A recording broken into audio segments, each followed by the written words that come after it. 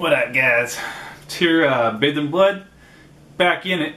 Just wanted to talk a little bit about the video game for the Nintendo Switch, Sonic Forces. I know it came out from multiple game systems. I just happen to have it on the Switch, and the reason why I have it on the Switch is because I got it for Black Friday for like 20 or 30 bucks. So it was super cheap compared to the regular price. I think that game still goes for about 50 bucks or 40 bucks or something like that. Really good game. I enjoy Sonic games, especially the recent iterations, you know. Sonic Mania was great. I'm still playing it. I think I'm on the last level right now, or the second to last level. Love that game. It brings it back to the old school Sega Genesis days, and it keeps it relevant. The game is great, and it still seems like it's keeping Sonic alive in a proper way for the real fans. You know, it's got a retro look, although it's still very new.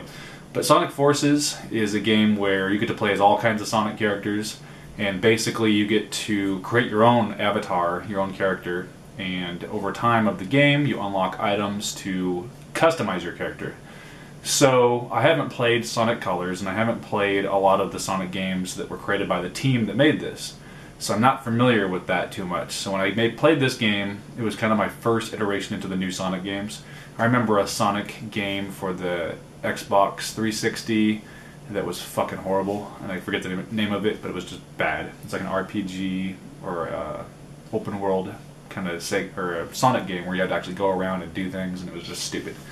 So this game's very fast paced, and I have figured out that over time the game does introduce you to levels that you have to try over and over again.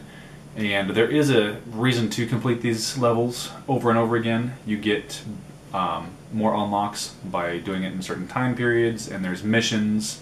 And basically all missions are is things that you do in a certain time period or collecting certain things within a level to unlock those items. So playing the game, you get a lot of unlockable items, you know, clothing for your avatar, and you can customize your avatar to look like whatever you want it to look like. The game's fun, the levels are fun, the music's great. The controls are great. The fact that you get to play as all these characters is great. The story is great.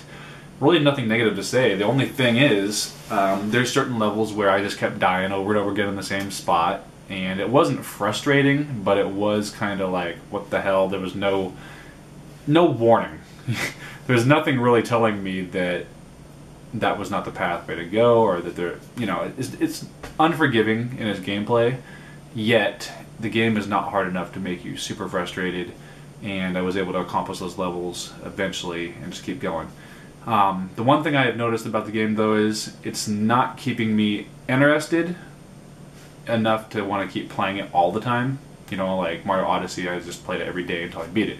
This game, I kind of drop here and there and go pick up another game and come back to it. It's just a standard, I've realized, for this game. But being a Sonic game, and with all the characters and even the voice acting, you know, I can't complain too much.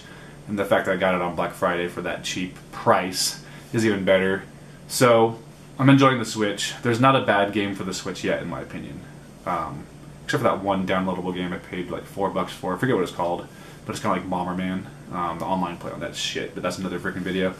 Sonic Forces is definitely a game worth picking up, and as a huge Sonic fan from back in the day, I mean, I grew up with Sonic. I was around when Toys R Us sold the Genesis with Sonic the Hedgehog, and even before that, when it wasn't included in the Genesis as a